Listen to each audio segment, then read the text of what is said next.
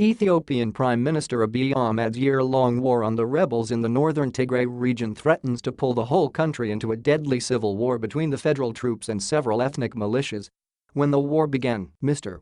Abiy, a Nobel Peace Laureate, wanted to oust the Tigray People's Liberation Front (TPLF), an ethnic paramilitary group turned political party, in Tigray and install a friendly regional government. Within a month, he met his objectives and declared that major combat operations were over. But retaining control over a rebellious region was harder than ousting the rebels. Moreover, Mr. Abiy seemed to have overlooked Tigray's complex history.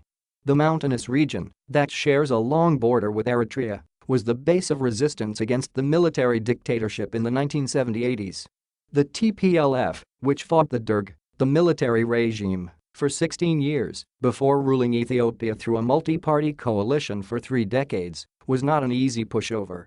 It's retreated to the mountains, regrouped and hit back, forcing the federal troops and their allies, including paramilitaries from Eritrea, to withdraw. Now, after taking Tigray and key towns in neighboring regions, the TPLF, joined by other militias, has threatened to take Addis Ababa, the capital city that is home to 5 million people, within weeks. In his attempt to shake up Ethiopia's power structures and crush the former ruling elites, Mr. Abiy has unleashed a series of events that he is no longer in a position to control.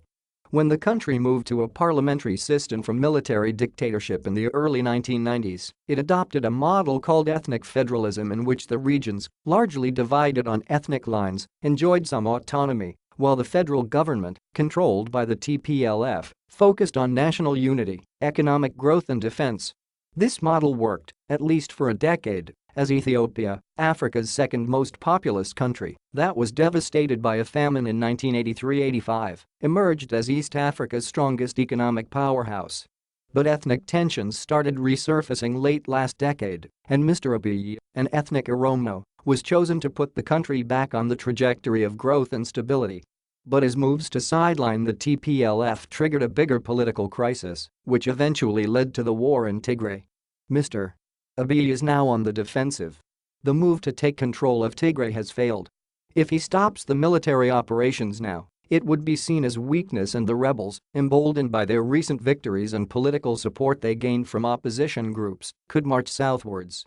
An all-out civil war would be disastrous as it could open old ethnic wounds. To avoid such a calamity, there has to be a mutually agreed-upon ceasefire. But neither side has shown any interest in talks. The international community, particularly the African Union, should press both the rulers and the rebels to immediately end the fighting and start talking.